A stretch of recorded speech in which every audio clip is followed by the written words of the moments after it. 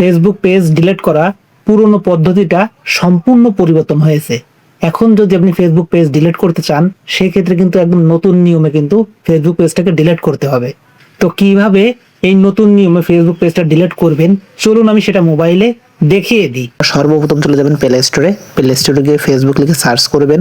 যদি আপডেট চাই তাহলে আপডেট দিবেন। তো আমি এই জন্য সর্বপ্রথম দেখুন ফেসবুকে এবার টাচ করলাম। তো আমার আপডেট করা আছে, যার কারণে আমি আপডেট করতেছি না। তো আমার ফেসবুক আইডিটা কিন্তু লগ ইন আছে, অর্থাৎ আমার যে আইডিতে ফেসবুক পেজটা আছে, যে পেজটাকে আমি ডিলিট করব, সেই আইডিটা কিন্তু লগ ইন করে রাখতে হবে। তো আমার দেখুন সেই আইডিটা লগ ইন আছে। যদি পেজটা লগ ইন থাকে তাহলে তো ভালো। তো আমার যেহেতু ফেসবুক আইডি লগ ইন আছে, এই জন্য আমি জাস্ট প্রোফাইল করে টাচ করব। এরপর দেখুন তীরের মধ্যে দেখা আছে, জাস্ট এইখানে টাচ করবেন।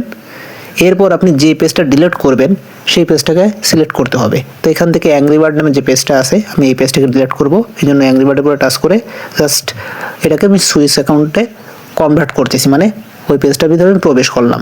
তো পেজটাতে প্রবেশ করার পর কর্নারে দেখুন 3টে দাগ রয়েছে, আমি তীরের মধ্যে দেখাচ্ছি। এই 3টে দাগের পর আমি টাচ করে দিব। এরপর জাস্ট একটু উপরের দিকে গেলাম। এখানে দেখুন সেটিংস অ্যান্ড প্রাইভেসি নামে একটা অপশন আছে, এই সেটিংস অ্যান্ড প্রাইভেসির উপর টাচ করব। এখানে দেখুন সেটিংস নামে একটা অপশন আছে, এই সেটিংসের পরে টাচ করে দিব। টাচ করলাম। এরপর আমি একটু উপরের দিকে যাব।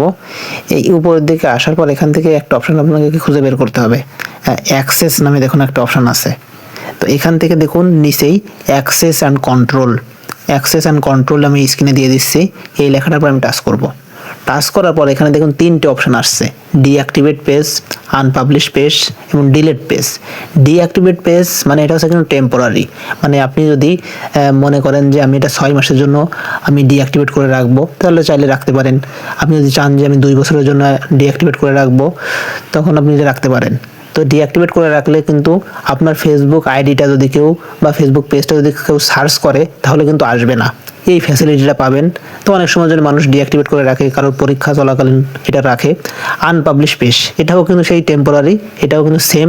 এটাও আপনি চাইলে কেউ যদি সার্চ করে তাহলে কিন্তু আসবে না, আপনি যে চাইলে কিছুদিনের জন্য কিন্তু এটাকে আনপাবলিশ করে রাখতে পারেন। তো এর সর্বশেষ অপশনটা দেখুন ডিলিট পেজ।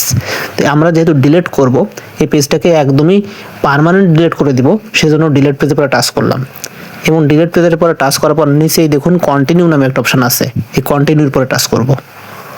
এবার বলতেছে আপনি যে পেজটা ডিলিট করবেন, কি কারণে পেজটা ডিলিট করবেন। তো এখান থেকে যে কোনো একটা কারণ আপনাকে দেখাতে হবে। তো আমি এখান থেকে জাস্ট সব থেকে লাস্টের যে অপশনটা, আমি যে কোনো একটা অপশানে কিন্তু সিলেক্ট করে দিব। লাস্টের অপশনটার পরে টাচ করলাম।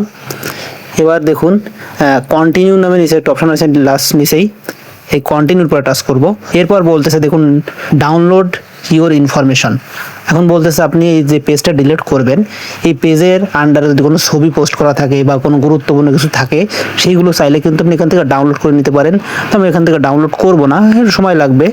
তো আপনি চাইলে কিন্তু এই পেজে যদি কোনো ধরনের পোস্ট থাকে, পেজটাকে ডিলিট করার আগে কিন্তু সেভ করে রাখতে পারেন। তো আমি জাস্ট ডাউনলোড করতেছি না, এখান থেকে কন্টিনিউ নামে যে অপশনটা আছে, কন্টিনিউর উপরে টাচ করলাম। এবার হচ্ছে আপনার যে ফেসবুক আইডির আন্ডারে পেজটা রয়েছে, সেই ফেসবুক আইডির যে পাসওয়ার্ডটা আছে, সেই পাসওয়ার্ডটা কিন্তু দিয়ে দিতে হবে। তো এটা আমি এখানে সেই পাসওয়ার্ডটা দিয়ে দিচ্ছি। তো পাসওয়ার্ডটা দেওয়ার পর আমি নিচেই দেখুন কন্টিনিউর উপরে টাচ করব। পাসওয়ার্ডটা দিয়ে দিছি। এখন আবারও কিন্তু আপনাকে বলতেছে আপনি কি শিওর পেজটাকে ডিলিট করবেন। মানে অনেক সময় ভুলবশত কিন্তু আমরা এরকম ভুল অপশনে চলে যাই, যার কারণে কিন্তু এই পপ আপটা তারা বারবারই দেখাচ্ছে, মানে এখনও কিন্তু পেজটা ডিলিট হয়নি। তো সেই কারণে কিন্তু এখানে দেখাচ্ছে যে আপনি কি একদমই শিওর যে পেজটা ডিলিট করবেন। তো হ্যাঁ আমি যেহেতু শিওর পেজটাকে ডিলিট করব, যার কারণে দেখুন ডিলিট পেজ নামে যে অপশনটা আছে, এরপরে আমি টাচ করে দিলাম। এবার কিন্তু আমার সাথে সাথে পেজটা কিন্তু ডিলিট হয়ে যাবে।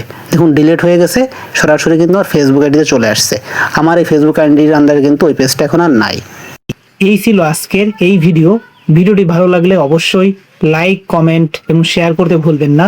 টেকনোলজি সম্পর্কিত যে কোনো ভিডিও পেতে অবশ্যই আমার ফেসবুক পেজ এবং ইউটিউবের কমেন্ট বক্সে কমেন্ট করবেন। এই ভিডিওটা অবশ্যই ফেসবুকের টাইমলাইনে শেয়ার করে রাখবেন। পরবর্তীতে যখন প্রয়োজন হবে তখন কিন্তু ওই ফেসবুক থেকে দেখে নিতে পারবেন।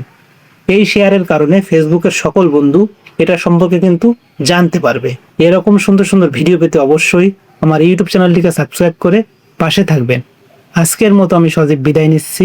আল্লাহ হাফেজ।